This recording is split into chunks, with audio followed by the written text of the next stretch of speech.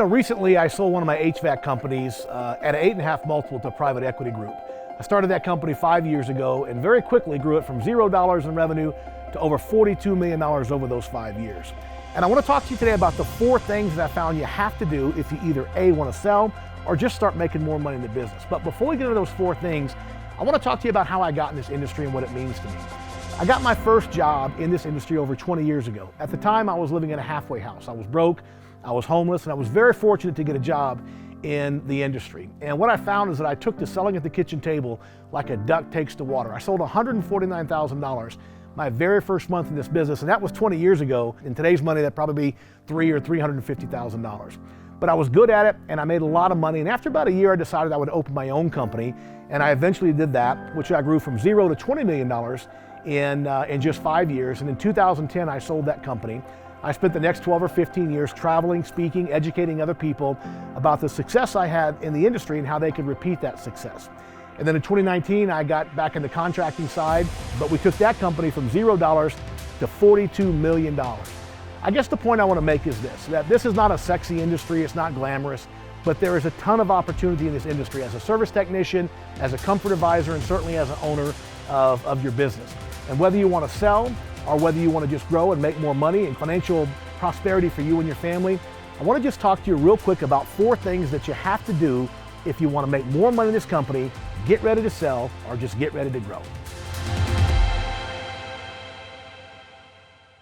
So over the course of this past year in 2024, we sold one of our companies to private equity. And it was really a very interesting experience. We actually dealt with a couple of different private equity companies because we were working with one group and it didn't work out at the end. We went through due diligence and we had some disagreements about things. So we went with another private equity firm, which turned out to be a great thing because they turned out to be a great group of people. And but there's basically 4 things that you have to have in place if you ever want to sell to private equity. And the good news is that if you do these 4 things and you decide, you know what, I want to keep my company, that's great too. I remember I've got a client of mine from years ago, and she was thinking about maybe selling her company, and they had a great company. They weren't really maximizing profitability, but they had a great company. And so we grew the company, we got it organized around the sales process. And when it came time to sell, she was like, you know what, I don't think I want to sell because we're making money hand over fist now, right? And it worked out good for her because she postponed that about a year. She eventually did sell because she eventually got an offer she simply could not refuse because it created generational wealth for herself and for her family. So let's talk about those 4 things that you got to do. First and foremost, you got to get tight on the financial accounting side, right? You have to departmentalize your financials and you have to allocate overhead across each department. Here's what I mean by that. If you're looking at an income statement and it's just one big bucket of money, and maybe you've got a service department, a maintenance department, a warranty department, install department, maybe you've got some plumbing, maybe you got some commercial, maybe you got some residential. You got 5 or 6 different sources of revenue in your company, but it's all in one big bucket of money. You never know for sure where you're making money and when you're losing money. The key thing that you have to do if you want to position yourself, whether it's to sell or just grow your company, understand what's going on inside your company, is you've got to set every department up like its own little company. What does that mean? Every department has its own revenue. Every department has its own cost of goods, and every department carries its portion of overhead, and so you have to allocate the overhead. Without this, you don't really know what's going on. So for example, we've had months where we do really, really well in one department and other months where we're doing really, really poorly. And if you just look at the big bucket, the one big number, you're like, hey, we made $200,000 this month. And that sounds good, right? Sounds great. Well, what if all that $200,000 came from one department and your other departments were losing money? You don't know that unless you departmentalize. If you ever want to sell your company, you have to departmentalize and see every department as its own little company. Without that, you don't really know what's going on. With that, you get to look at your income statement every month. You know exactly where you're winning and where you're losing and where you need to put some time and effort to fix something, right? Because you know exactly where the problems are. You know exactly where the good things are happening, the bad things are happening. It's the only way to do it. Otherwise, honestly, you're just flying blind. You make money, you lose money, you're not sure where, you may not even be sure why, but you've got to be sure and organize all these different departments. When you go to sell, if you decide to go to sell, it's one of the things they're going to be looking for. are these guys organized in terms of their financial accounting, their financial reports? Does it really make sense? Can we see what's really going on inside the company? And again, everything we do here to get organized to potentially sell the company, they're all the same things that will help you be profitable, to make a ton of money, because now you know exactly where you need to get better, exactly where you're doing well. And of course, it changes every month. It's almost like whack-a-mole, right? You fix this department, and this department springs a leak. You fix that one, this one springs a leak. And that's just the nature of business. That's just the way it's going to be. The difference is with departmentalization in your financials, you know where to put your time and effort every month. You know where that you're doing well and where that you're not doing well. So it's critically important. The other part is allocating overhead. And we don't have time to get into today about the technical parts of how you allocate the overhead, but the bottom line is real simple. Every department has to be responsible for its portion of overhead. Here's why that's important. Let's say, for example, that your service department goes out one month and has a great month, does $100,000 in revenue at a 50% gross profit, right? So you got $50,000 in gross profit dollars, and your service manager comes to you and says, hey, boss, look, I got 50,000 gross profit dollars. We had a killer month. I want a new truck. I want a new secretary. I want a raise. They got all these things they want, right? Well, that sounds good so far, but what if that department was supposed to carry $45,000 of overhead? The reality is that department only made $5,000. Without departmentalized financials, without allocating your overhead, you don't really know if a department's doing well or not. You're just kind of going off emotion and kind of your feelings, and that is not a great way to run a business. So the first thing you got to do, whether you want to grow and get profitable or if you eventually want to sell, you've got to departmentalize your financials and you've got to allocate overhead across those various departments. That's number one. Number two, I think, is something that's really kind of overlooked, and that's the value of a sales process, right? I wrote a book called Consistency Selling. I wrote a book called The Power of Consistency. I've written 3 books, and 2 of them have the word consistency in the titles. Well, here's why that's important. Consistent sales results come from consistent sales activities. Random sales results come from random sales activities. The reality is a consistent process delivers results. We know exactly what's working, what's not working. So we want to have a consistent process. I use what I call consistency selling in my methods, right? It's based on the principle of consistency as kind of defined by a guy named Robert Cialdini, that public declarations dictate future actions. One of the things I learned 20 years ago when I started selling in this business is that on pretty much every single appointment, every single lead I went on, homeowner wanted 3 bids, they wanted a cheaper price, they wanted to think about it. So 21 years ago, I'm reading this article in American Scientific Magazine written by a guy named Robert Cialdini. He's written several books on influence and persuasion, very, very smart guy. And he came up with this consistency principle that basically stands for the proposition that public declarations dictate future actions, right? Which means simply that we tend to take actions that are consistent with the things that we say, right? We want to be consistent. People don't want to be like all over the place. If we say something, we kind of want our actions in alignment with those words. And it's just a kind of a part of human nature. Well, one of the things I learned is that if the homeowners are going to have all these 3 same objections, I want to think about it, I want a cheaper price, I want 3 bids. What I realized is that if I could get people to have a different conversation with me, that maybe their behaviors at the end of the sales process would change. So as an example, I started developing stories and questions where I would get the homeowner to make certain public declarations to me early in the sales process. Those public declarations are that price is not the most important, 3 bids won't protect me, and I can let you know today if you're a good fit.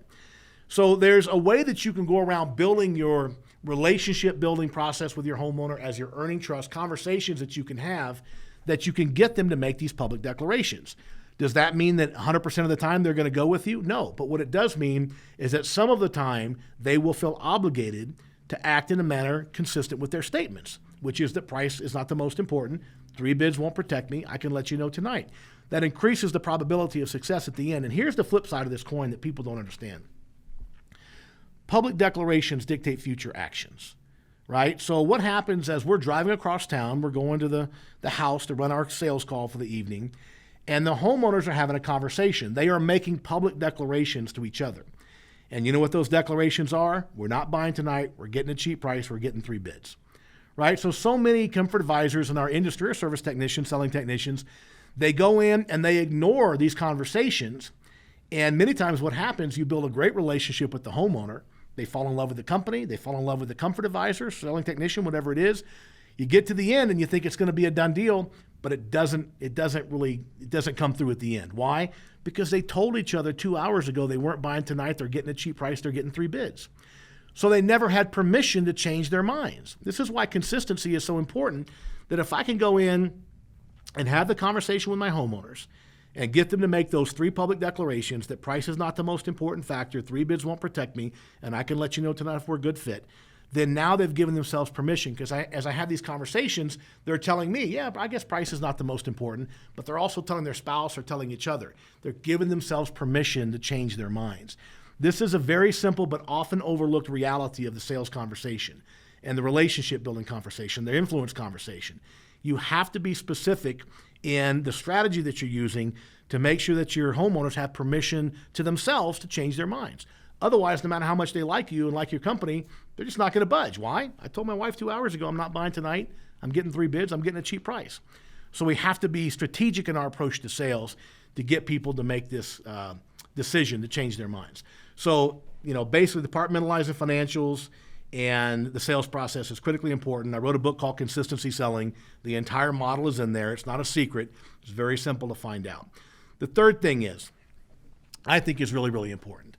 And that is that you have to go a little bit old school when you're presenting options. I know that we've all gotten very comfortable and very reliant upon the technology. There's lots of great CRMs out there. We use one of them in our companies, and they're very, very beneficial for tracking service revenue, for sales revenue, tracking leads, all those different things, dispatching. We all use these CRMs, and they're very, very important. However, they are horrible at presenting options at the end. And I'll tell you why. You spend an hour and a half, 2 hours with your homeowner. You're building a strong relationship. You're earning trust. You go through all this, time that we spend with them to earn that trust, to build that relationship. And then what happens at the end, at the very most important part, when we want to leverage that connection with them, what do? We turn to our computer and we start building systems, right? It takes 10 or 15 minutes. Meanwhile, what happens? Mom gets up and she's helping kids with homework. Dad gets up, he's over cooking dinner. And you completely lost the connection that you spent 2 hours building. Well, what happens at the end? You say, okay, I've got your systems ready, Mr. and Mrs. Homeowner. What do they say? Hey, can you just email that stuff to me? And that's a kiss of death, right? You lose the entire connection because now they're off doing other things. They want you just to email it. One of the reasons they want you to email it is so they can print it and look at it. Because even if you're showing the systems on your laptop or whatever, or on your iPad, you're swiping through the systems, right? You're swiping this way, and they're saying, go back to that one, go back to that one. Watch their eyes roll up in the back of their heads because they get confused. And as we all know, the confused mind says no. So we're undermining our own effectiveness by using this technology. There's a time for high tech, but there's also a time for high touch. What do? I'm retro, I'm old school. We build 8.5 by 14 inch menu price cards, laminated. Think like a Denny's menu. So when I get down to the end, after I've built my relationship, I've earned my trust, I move into my trial close. As soon as I'm ready to go to the close, my closing sequence, I pull out the 8.5 by 14 inch card, and we have 7 systems on there, and we begin to sell from that. There's no disconnection. I go straight from the relationship and the trust into the, hopefully the close, but at least the attempted close. So it's really important that we're using some type of something that people can sink their teeth in, that we don't disconnect from them. And I think the technology can undermine our success in this regard. Another thing I'll mention is it's really, really important to have, I use 7 systems, and some say 5. We've really gotten comfortable with 7. A couple of things I think 7 is really important. Number one, you got to understand the concession principle. There's a ton of research around this concession principle that basically if I ask you for $5, there's XX probability that you're going to give me that $5. But research has shown is if I ask you for $20 first and you say no, you become considerably more likely to give me the $5 on the second ask. There was a very famous study done. Cialdini did this study. 100 college students were asked if they would take a group of juvenile delinquents to the zoo.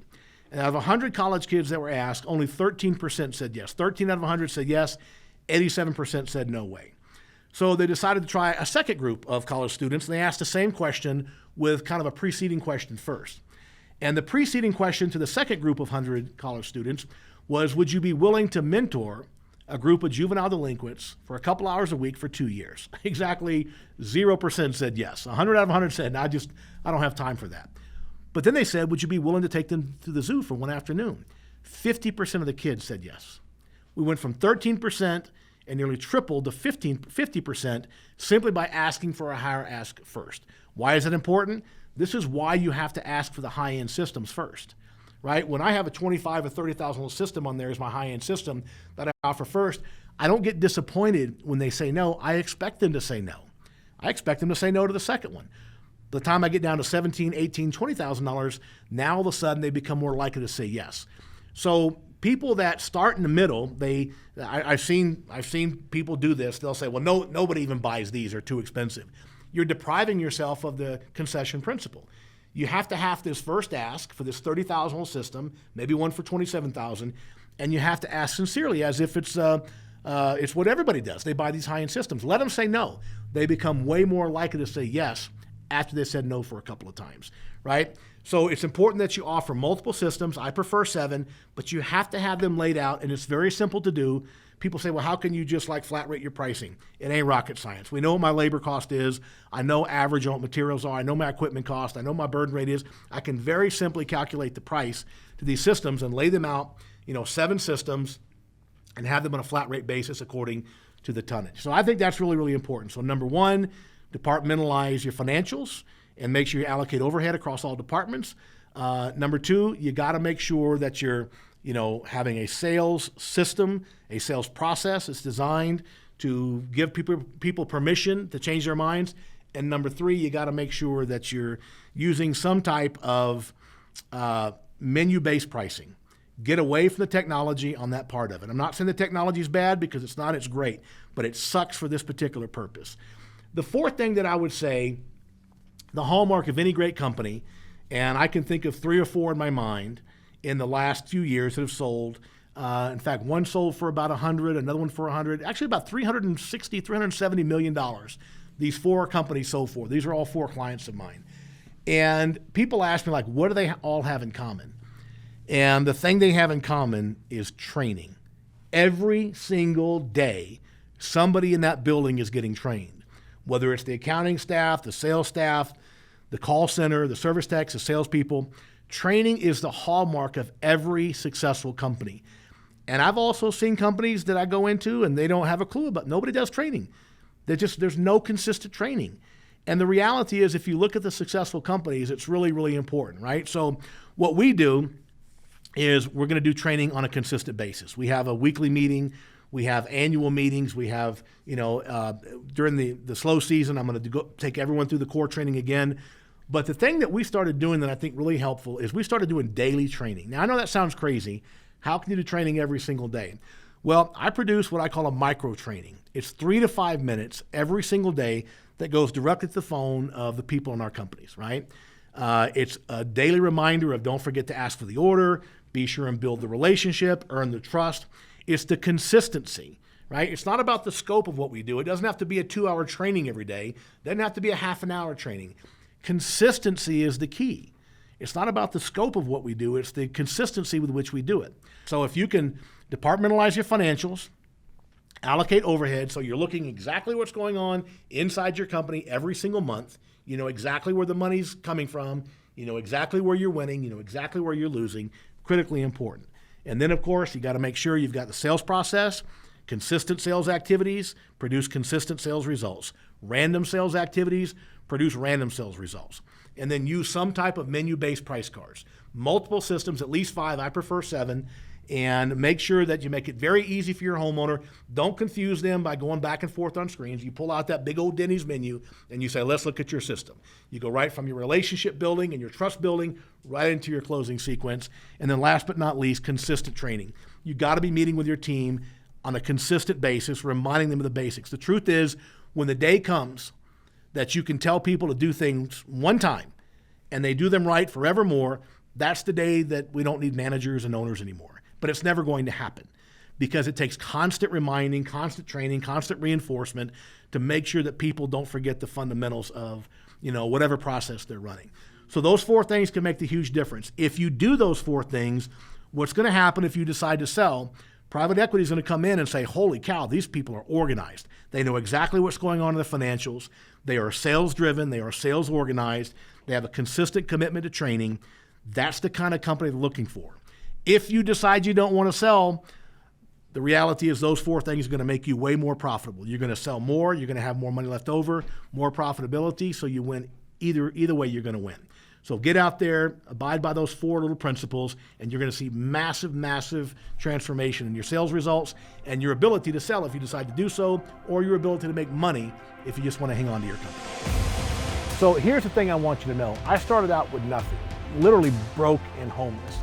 And I look back on my life now, and this industry has given me everything in my life that I have. And yes, I've had other opportunities with my books and different things, but none of that stuff happens without the opportunities that I was given in the residential heating and air conditioning industry.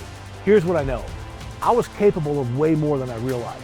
And I also know that you are capable of way more than you may realize. Right? We all go through life, we all had setbacks, we all get kicked in the teeth, and we've had struggles and difficulties. But the reality is, with the right mindset and the right systems, you can overcome those challenges. You can prosper in the face of adversity. You become the master of your own destiny, the captain of your soul. The key, it just takes some discipline, some focus, a few simple ideas, and consistent execution. If you do that, what you're going to find is that you have the opportunity to create all the wealth, all the financial security that you need for you and your family. It's right there. As I always say, it's actually easy. The challenge is it's a little bit easier not to. So come with me on this journey. Let's help you get where you need to be, where you deserve to be, where you want to be, to create the opportunities, the wealth, and the financial security that you and your family need and deserve. So I want to invite you on this journey. I've learned an awful lot the last couple of decades in this industry, and what I want to do is to share that with you. So follow us at weldonlong.com. Click on the subscribe, click the bell, so you get the notifications. I don't know how that works, but just make sure we're having an ongoing conversation. I want you to post in the comments the questions you have, the biggest challenges, the biggest difficulties that you see that you need to overcome to get where you are, because during the course of this process, we're going to be answering those questions and creating content around those questions. The bottom line is information, education is the key to all of it. I've got the education, I've got the information, the years of experience, and I want to share it with you. So submit your questions, we'll answer those, and we'll teach you how to prosper in this industry and to achieve the things that you need for you and your family.